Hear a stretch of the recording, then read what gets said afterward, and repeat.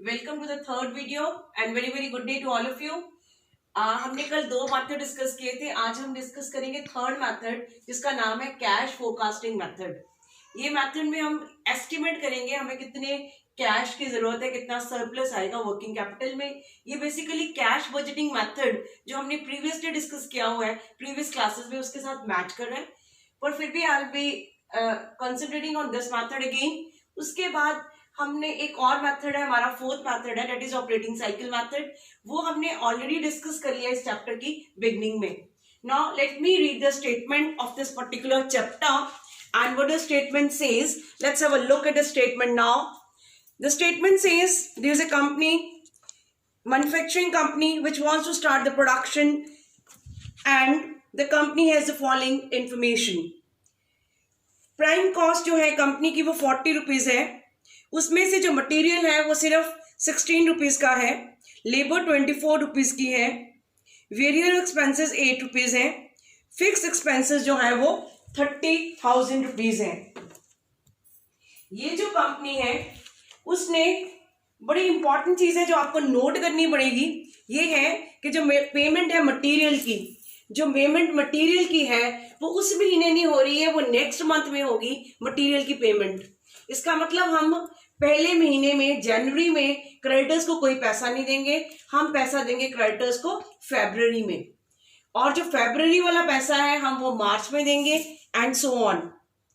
अगला important point है इसमें 1/3 of sales will be for cash. यदि 1/3 कैश के लिए है तो इसका मतलब क्रेडिट पे कितनी हुई, 1 minus 1/3, it will turn out to be 2/3। ये हम किस पे करेंगे, it will be on credit. Another point is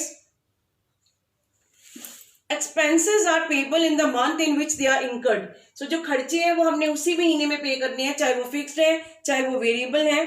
जो सेलिंग प्राइस है वो 80 रुपीज पर यूनिट है, और नंबर ऑफ यूनिट्स जो हमने बेचे हैं उनके बारे में लिखा गया है। They are for the month of the January they are 900 units, in the next month they are 1200, मार्च में है 1800, अप्रैल में 2100, मई में 2100 and in June they are 2400। हमने एक स्टेटमेंट बनानी है फ्रॉम मंथ टू मंथ, पर हमने इग्नोर करना है कि कोई भी स्टॉक नहीं है इस क्वेश्चन में। Now let's we start with the statement. I'm preparing the statement showing the requirement of the working capital. See this thing. First of all हम बात कर रहे हैं किसकी, मटेरियल की। M stands for material, wages, fixed expenses, variable expenses। इससे हम निकालेंगे टोटल एक्सपेंसेस। हमने इस क्वेश्चन में पहले पेमेंट्स लेनी है फिर रिसीप्ट्स लेनी है। अब इसका एक लॉजिक है। लॉजिक ये है कि हम मान रहे हैं कि हमारे पास हमने पेमेंट स्टार्ट जब करनी है तो हमने पहले महीने से लेनी है, पहले महीने से हमने पेमेंट से स्टार्ट करना है, फिर हमने रिसिप्ट्स लेनी है। पहले हमारे पास स्टॉक होगा फिर हम उसको बेचेंगे, इसलिए हम पेमेंट से स्टार्ट कर रहे हैं।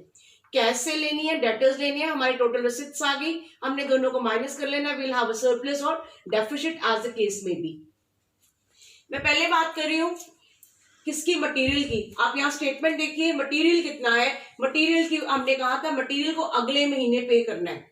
अब जनवरी में करिए, ये 16 रुपीज है और कितने यूनिट्स है, 900 यूनिट्स है, ये 14,400 बना। तो हमने इसको पे जनवरी में नहीं करना, हमने कब पे करना है इसको, फरवरी में। So this will be 14,400। अब अगले महीने में आ जाओ, फरवरी। फरवरी में है 16 रुपए 1200 यूनिट्स, तो ये कितना बन गया, 19,200। सिमिलरली अप्रैल का, मई का और जून का हम इसी तरह से कैलकुलेट करते जाएंगे। मेरा मतलब है जनवरी की पेमेंट हम करेंगे फरवरी में, फरवरी की पेमेंट हम करेंगे मार्च में, मार्च की पेमेंट करेंगे अप्रैल में, अप्रैल की पेमेंट करेंगे मई में, और मई की पेमेंट करेंगे जून में। वैसे वेजेस है, वेजेस कितनी है, 24 रुपीज वेजेस है, और यूनिट्स पहले महीने में है 900, तो ये बन गए 21,600। वैसे हम निकालेंगे फरवरी का, ये बन गया 24 रुपए और कितने यूनिट्स, 1200, ये बन गया 28,800। सिमिलरली आपने बाकी महीनों की निकाल लेनी है जो मैंने यहाँ कैलकुलेट करी हुई है। Fix expenses, I hope you know fix expenses will remain the same. ये 30,000 पर ईयर है तो they will remain 30,000 per year. अब हम बात करते हैं वेरिएबल एक्सपेंसेस की। वेरिएबल एक्सपेंसेस कितने हैं? वेरिएबल एक्सपेंसेस 900 रुपया है, 900 यूनिट्स हैं और 1 यूनिट की कीमत है 8 रुपए। अगला क्या है? फिर 8 रुपए और कितने यूनिट्स हैं? 1200, ये 9600। आप इसी तरह से स्टार्ट करते जाइए, 7200, 9600, 14400 एंड सो ऑन। ये क्या बन गया? Total expenses. हमने इन सबको ऐड कर दिया कि टोटल एक्सपेंसेस बन गए जनवरी के, फिर फरवरी के, फिर मार्च के, फिर अप्रैल के, फिर मई के और फिर जून के। You can calculate it like this. अब मेरा सेकंड पार्ट है, हम किस पे जाएंगे? रिसिप्ट्स पे जाएंगे। पहले हमने क्या लेनी है? Cash cell. ये बन गई कैश सेल। कैश सेल कितनी है? आपको पढ़ाया मैंने, बताया ये कितनी है। हमारी कैश सेल थी 1/3। सो हमारी टोटल सेल कितनी है? हमारी टोटल सेल थी 900 यूनिट्स है, हमने बेचने हैं। और कितने रुपए के हिसाब से बेचने हैं? यहाँ निकाला हुआ मैंने, 80 रुपए के हिसाब से। तो ये 24,000 हो गया। Similarly in the month of February 80 rupees के हिसाब से और नंबर ऑफ यूनिट्स है 1200, तो मैंने ये निकाल दिया। This turns out to be 32,000। अब डेटर्स का क्या था? आपको याद होगा, आपने यहाँ स्टेटमेंट कह रही है कि हमारे जो डेटर्स है वो 2/3 होंगे और जो जनवरी वाले डेटर्स है वो मैं फरवरी में पेमेंट करेंगे, फरवरी वाले मार्च में एंड सो ऑन। वो मैंने निकाल लिया। Will calculate it like this also, so it will B 2/3। अब हमारे डेटर्स और इनको हमने कैश सेल को ऐड कर दिया तो हमारे पास टोटल रिसिप्ट्स आ गई। तो हमारा काम क्या है? P minus R, payments minus receipts. Payment minus receipts मतलब जनवरी के महीने में हमारे खर्चे ज्यादा है और हमारी इनकम कम है, तो ये क्या हो गया? That is P minus R, that is 34,800। जब हम फरवरी में आए तो ये 2800 बन गया। Similarly in the next month, that is the month of the March, we have 5200। कैसे निकाला हमने? हमने माइनस करा। सरप्लस का मतलब है हमारी रिसिप्ट ज्यादा है और हमारे जो एक्सपेंसेस है वो कम है। Similarly in the month of April will have the same thing. March, sorry, it's May and then also June and so on. This is what we can calculate. This is the statement which shows what the company requires. With this, my third topic is over. Now we'll concentrate on the next topic.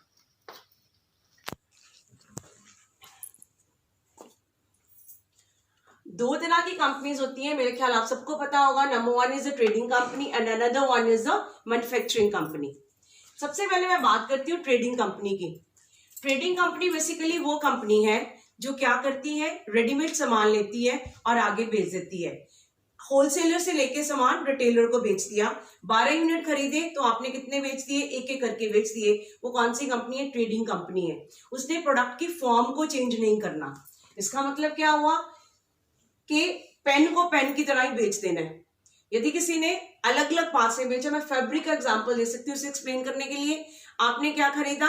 आपने thread खरीदा, thread को convert किया garment में and so on. तो वो कौन सी company होगी? वो मैन्युफैक्चरिंग कंपनी होगी या ट्रेडिंग कंपनी होगी? ट्रेडिंग कंपनी में क्या होगा? Cash, debtors, stock. अब जो स्टॉक है इसका सिर्फ एक ही स्टॉक होगा, that will be the stock of finished goods. इसके रॉ मटेरियल का स्टॉक नहीं होगा। एडवांस पेमेंट, बाकी एंड सो ऑन, इन सबको ऐड करोगे, ये हमारे बनेंगे टोटल करंट एसेट्स।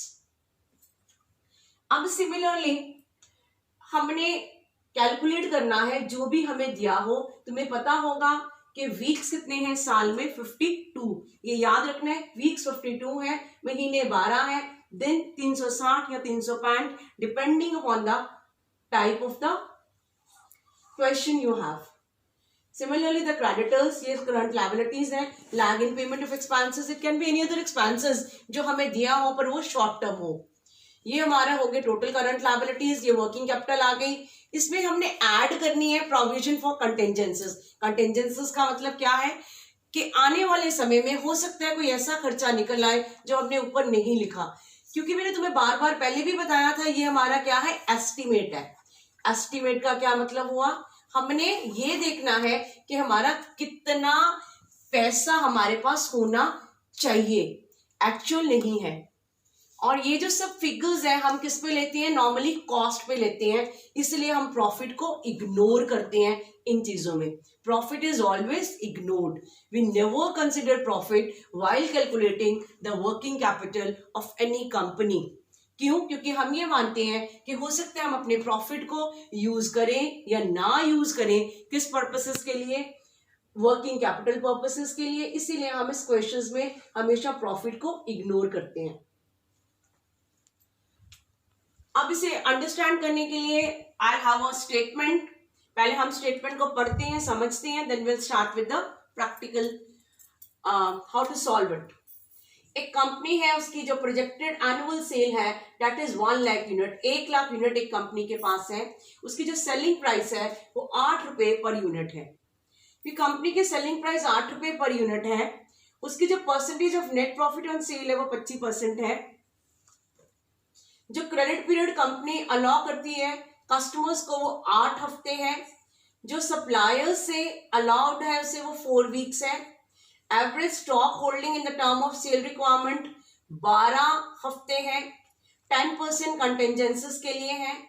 अब हम इसे सॉल्व करेंगे। सबसे पहले क्योंकि मैंने आपको बताया प्रॉफिट को इग्नोर करना है, तो हमने इसे किसके ऊपर लेना है? सिर्फ कॉस्ट के ऊपर। कॉस्ट कैसे निकाल सकते हो? सिंपल है।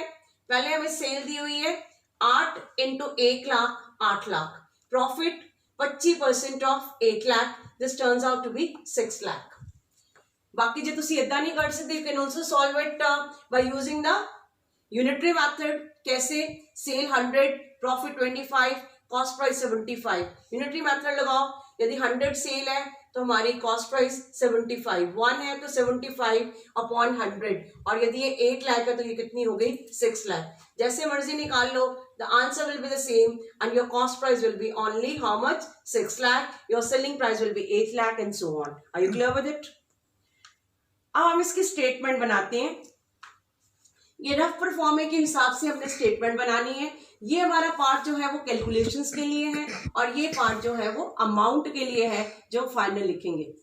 एक चीज बहुत क्लियर होनी चाहिए, हमेशा हमें अमाउंट इन रुपीज लिखना पड़ेगा, दैट इज वेरी इंपॉर्टेंट। अब हम बात करते हैं सबसे पहले सन्ड्री डेटर्स की। अब यहाँ स्टेटमेंट देखो, ये जो सन्ड्री डेटर्स है, average credit period allowed to customers is 8 weeks. 8 हफ्ते हमने अलाउ किया। हमारी जो कॉस्ट थी वो 6 लाख है और 8 हफ्ते और साल में हफ्ते कितने हैं? 52। इसलिए हमने क्या किया? 6 lakh into 8 upon 52, this turns out to be 92,308। वैसे हम बात करते हैं स्टॉक की। अब ध्यान से देखो, जो स्टॉक है वो कितना है? ये है 12 हफ्ते। 12 हफ्ते का क्या मतलब हुआ? 6 लाख इंटू 12 अपॉन 52, 1,38,452। इन दोनों को हमने ऐड कर लिया तो ये क्या बन गए? हमारे टोटल करंट एसेट्स। अब मैं बात करती हूँ सन्ड्री क्रेडिटर्स की। इसीलिए वेरी क्लियर, हमने फिर से किस पे लेना है? कॉस्ट पे लेना है, हमने प्रॉफिट पे नहीं लेना। अब इसकी कॉस्ट कितनी है? ये 6 लाख है। कितने हफ्ते हैं? यहाँ पे दिया हुआ है क्वेश्चन में, ये है 4 वीक्स। 4 वीक्स का मतलब 4, और हफ्ते कितने हैं साल में? 52, 4 upon 52, this turns out to be 46154। अब हमने टोटल करंट एसेट्स में से करंट लायबिलिटीज को माइनस किया तो हमारी वर्किंग कैपिटल आ गई टोटल। क्वेश्चन सेज कि हमने 10% कंटेंजेंसीज के लिए लेना है। कंटेंजेंसीज के लिए लेने का मतलब है 10% वर्किंग कैपिटल का कंटेंजेंसीज के लिए। This is clear. We add these and we get the working capital required. अभी एस्टिमेटेड स्टेटमेंट है, ये एक्चुअल नहीं है, this should be very clear. Another thing is contingencies के 3-4 चीजें हो सकती हैं। इस क्वेश्चन में था 10% for contingencies. The question was silent, it said only 10% for contingencies. इसका मतलब है वर्किंग कैपिटल का 10%। कई क्वेश्चन ऐसे आएंगे जिसमें आएगा 10% ऑफ करंट एसेट्स, तो आपने करंट एसेट्स का 10% ऐड करना है। कई क्वेश्चंस ऐसे आएंगे जिसमें करंट लायबिलिटीज का 10% कहा होगा, तो आपने करंट लायबिलिटीज का 10% ऐड करना है और इसे निकाल देना है। तो ये हमारा आज का टॉपिक ये कौन सा था? That was the topic of your trading concerns. Trading concerns का कितना काम है, वो कैसे कैलकुलेट कर सकते हैं अपनी वर्किंग कैपिटल रिक्वायरमेंट। अब